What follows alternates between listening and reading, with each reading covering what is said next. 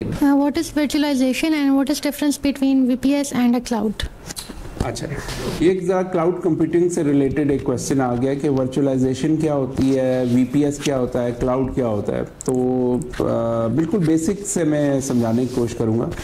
देखिए, पुराने वक्तों में जब हम लोग होते थे ना, मुझे याद पड़ता है कि हम जिस कंपनी में मैंने पहली अपनी जॉब स्टार्ट की थी, तो वहाँ पे हमारा जो स्टेजिंग सर्वर होता था जिस पे हम प्रोग्रामर्स वगैरह अपना काम अपलोड करते थे, उसकी प्रोसेसिंग थी मेरा ख्याल है 500 मेगाहर्ट्ज, गीगाहर्ट्ज की बात नहीं कर रहा।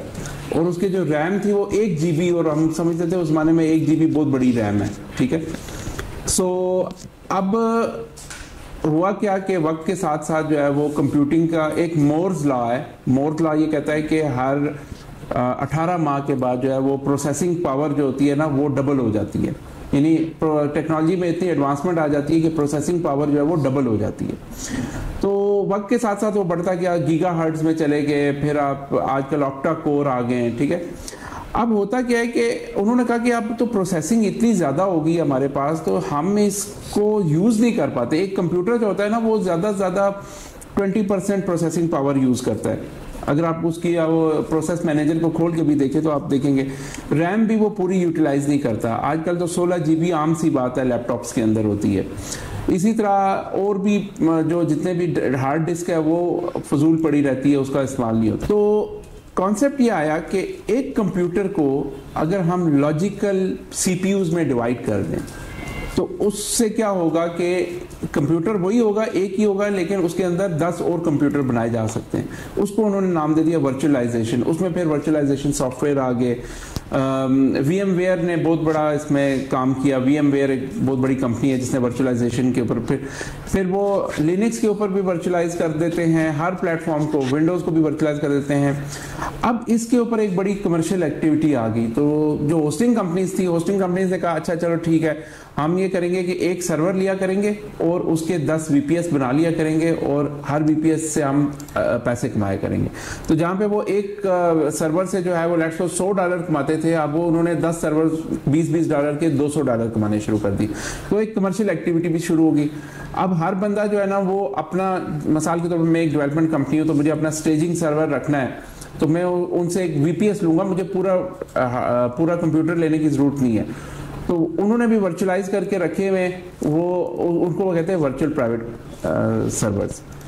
अब इससे नेक्स्ट स्टेप पे दुनिया चली गई। उन्होंने कहा नहीं, अब हम ये चाहते हैं कि ऐसा कंप्यूटर हो कि जिसकी ना तो कंप्यूटिंग कभी भी ख़त्म हो, यानी हमें जब ज़रूरत पड़े तो हम उसकी कंप्यूटिंग को ऐड कर सकें, जिसकी मेमोरी भी कभी अनलिमिटेड हो और जिसकी डिस्क स्पेस भी हमें ज़रूरत ना पड़े। मैं आपको एक मिसाल देता हूँ।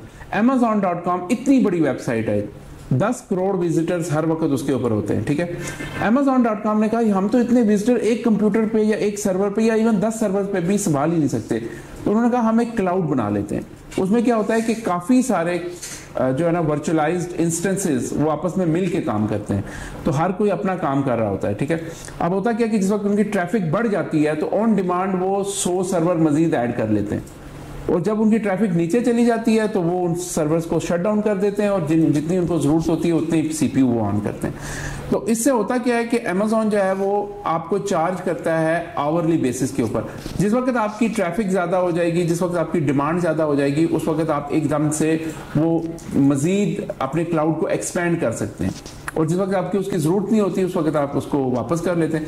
नेटफ्लिक्स भी इसी कॉन्सेप्ट के ऊपर चल रहा है। नेटफ्लिक्स के ऊपर सबसे ज़्यादा जो ट्रैफिक होती है वो सैटरडे संडे को होती है। लोग फारग होते हैं, वो वीडियोस देख रहे होते हैं। सैटरडे संडे को अपनी कैपेसिटी को वो ऑटोमेटिकली बढ़ा देते हैं, और जब बाकी दिन होते हैं वो कम करते हैं। उनकी कॉस्ट भी कम होती है इसकी वजह से, और उनका जो है ना एफिशिएंट तरीके से काम भी चलता है, उनकी साइट भी डाउन नहीं होती। जो क्लाउड होता है, क्लाउड की 3 खुसूसियात होनी चाहिए। स्केलेबिलिटी होनी चाहिए उसके अंदर, no single point of failure होना चाहिए, और 100% अप टाइम होना चाहिए उसका। ये तीनों चीजें जो इंश्योर कर सके वो क्लाउड है, जो तीनों इंश्योर ना कर सके वो क्लाउड नहीं है। स्केलेबिलिटी से क्या मुराद है, जिस वक्त डिमांड ज्यादा हो गई तो वो अपने आप को खुद ब खुद स्केल कर सके। No single point of failure से मुराद है कि अगर आपका एक स्विच ऑफ भी हो गया, अगर आपकी हार्डवेयर भी चली गई तो उसके बैकअप में दूसरी हार्डवेयर मौजूद है। अगर आपकी पावर सप्लाई एक जल गई तो बैकअप में दूसरी पावर सप्लाई मौजूद है। तो इसी वजह से कभी भी इसमें डाउन टाइम नहीं आता क्लाउड के अंदर।